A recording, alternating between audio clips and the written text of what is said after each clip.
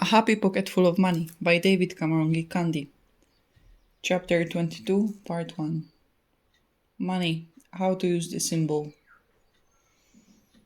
This is worth repeating, for repetition causes internalization. Money is not the real thing, it is only a symbol of the real world inside us. We have so far been looking at what makes up the real thing.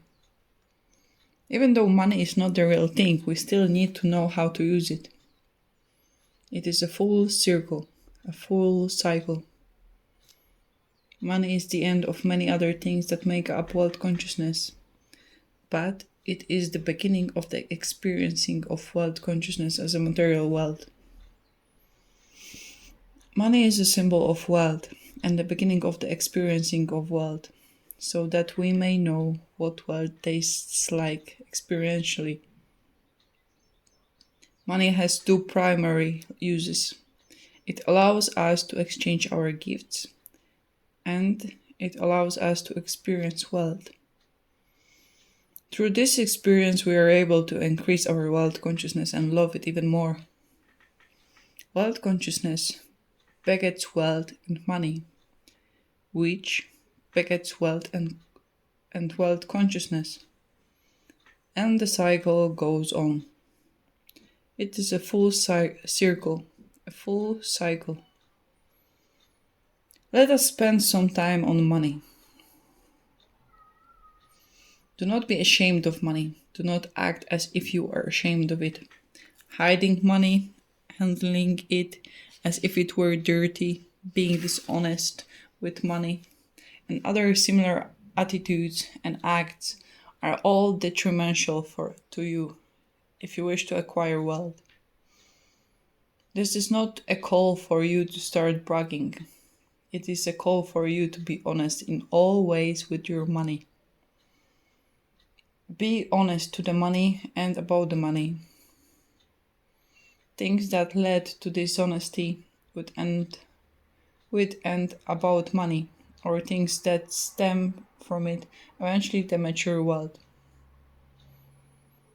I'm wealth, I'm abundance, I'm joy. I love money, and money loves me. Scream this enthusiastically, repeatedly, every now and then, until all feelings of ridicule and guilt and fear of money eventually leave you. I'm wealth, I'm abundance, I'm joy.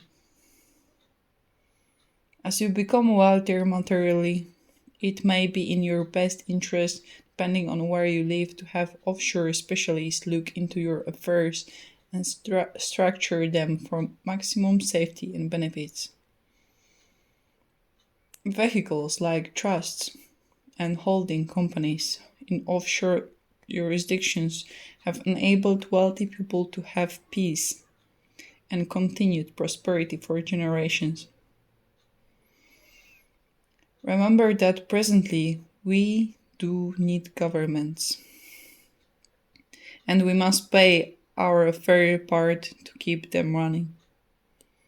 It is to our advantage to have government, but government was created to serve people fairly.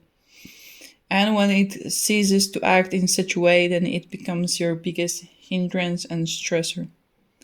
And because governments are run by human beings capable of error, they can sometimes oppress instead of enhance. They can sometimes waste instead of create. They can sometimes make laws that are unfair and unjust, even if only for a portion of the population. That is why it is to your advantage to structure your affairs very early in such a way that you are both within and outside of government control, instead of remaining totally within it. That freedom is sometimes the key to growing wealth. Sometimes it can even save you from losing your wealth. This call to look offshore is not a call to greed and anarchy. It is a call for freedom and fairness. If you cannot guarantee that your government will be fair to you at all times, you should guarantee that you can step aside or outside safely in the event that it is not.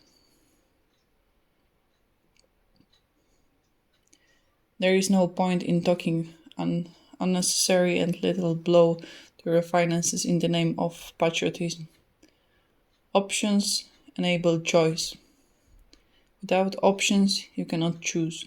Always ensure that you have options in everything. In regard to wealth and many other matters, the options you should seek to guarantee are the option to travel at will when you need to, the option to live in a place where you are happy and safe, and the option to handle your finances in the way that best suits you and your society in your fair judgment. The way to guarantee these freedoms, these options, is to have two legal passports from two separate countries, legal residency capability in two countries with unrelated jurisdiction, offshore bank accounts, and offshore holding or processing companies. Asset and income protection arrangements are much like insurance, by the way. You do not insure your house against fire after it burns down.